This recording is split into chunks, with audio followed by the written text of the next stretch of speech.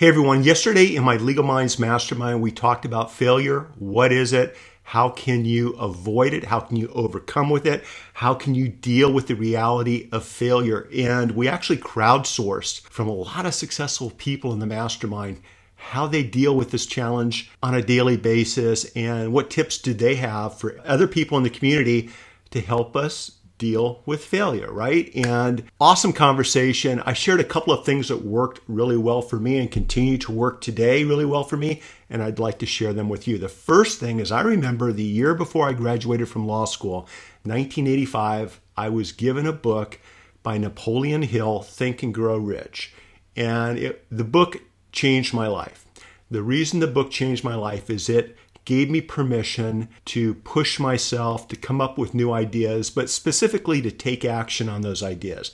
Not to worry about failing when taking those actions, but just go for it and make it happen. And so for me, that was the first step, the first clue I was given in my young life back then on the fact that it's okay to fail, but it's even more important to keep moving forward and trying new ideas. And it's all from that book. If you haven't read Think and Grow Rich, check it out. It's a great book.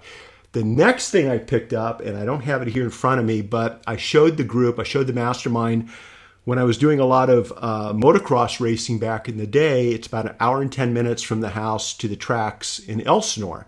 And while I was driving to Elsinore, instead of listening to what my buddies were listening to get all jacked up so that we would hit the tracks running, AC/DC, Scorpion, Van Halen, all these groups, I was listening to Tony Robbins, okay? And I'd pop in a Tony Robbins tape, and it's the old cassette tapes, and I'd listen to them on my way to the track. And one of the takeaways about failure that I picked up listening to these tapes, and I don't know if it was Tony's idea or if he picked it up from somebody else, is that there's really no such thing as failure. What we really have are unexpected results. Okay? Stop thinking about something that didn't work out for you as a failure. Think of it as an unexpected result. And I think that mindset is powerful. Once you start lowering the bar, hey, I didn't fail at that. I just didn't get the result that I was looking for. It takes a lot of pressure off of you. And then once the pressure's off of you, you can keep tweaking and moving forward. And with respect to tweaking and moving forward, another thing I picked up in these tapes was constant and never-ending improvement, okay?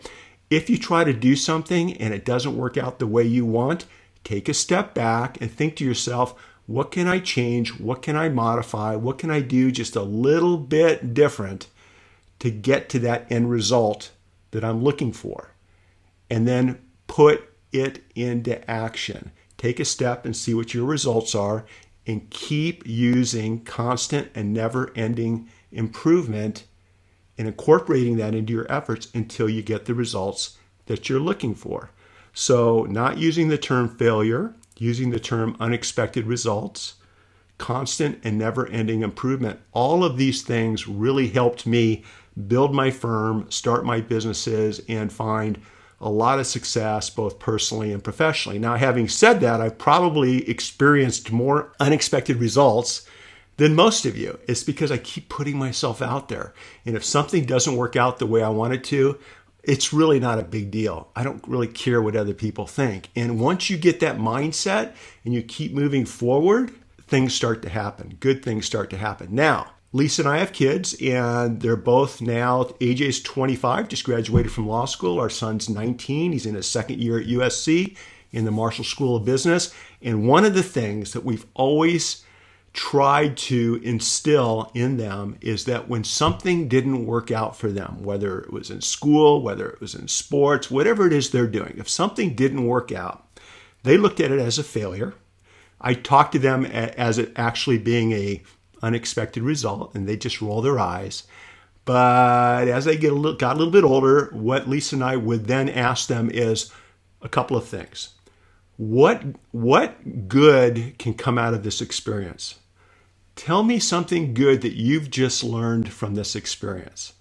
Or what's good about this experience and what can you change to make the next experience even better? Oftentimes the questions that we ask ourselves are the same questions that allow us to see something from a different perspective, using constant and never-ending improvement, make those tweaks, make those minor changes, and then move forward until we find the success that we're looking for in that particular effort. And I think if you guys, if you're not already doing this, if you take some of these tools, some of these mindset approaches and bring them into your personal life, bring them into your professional life, I think you're going to see everything change. I mean, literally, the way you approach things, the way you think about things, the self-limiting actions, the self-limiting walls that you put up around yourself because you're worried about failure, you'll start to see them come down. You'll start to see them disappear, and you'll start taking more good faith calculated risk, which in hindsight, you're going to look back and go, why didn't I try that earlier?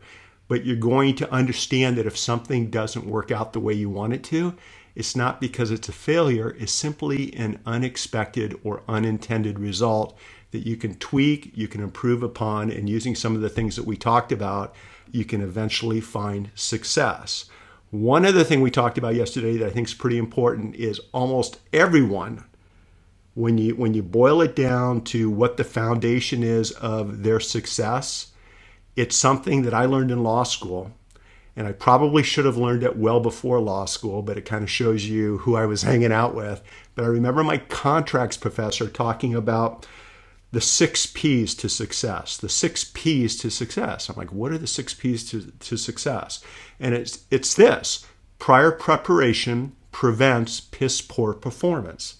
Prior preparation prevents piss poor performance. If you prepare correctly, if you approach a product, or in my case, approach a case or a jury trial the right way, you do your homework, you know the law, you know the evidence, you know the procedure, you know the witnesses that are all going to apply in this particular case, and each case is different, then if you prepare correctly, you're helping ensure that the outcome is exactly what you or your client wants that outcome to be. So I hope there's something in this short video that resonated with you, and the next time you're challenging yourself because of a failure, also known as an unexpected result, think about these approaches. Read some of the books that I've talked about here, or reach out to me and I'll share a couple of more books with you.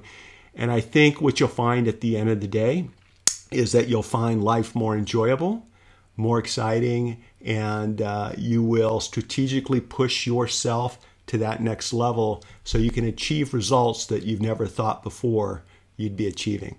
My name is Mitch Jackson. You guys stay connected with me on the social platforms and make each day your masterpiece.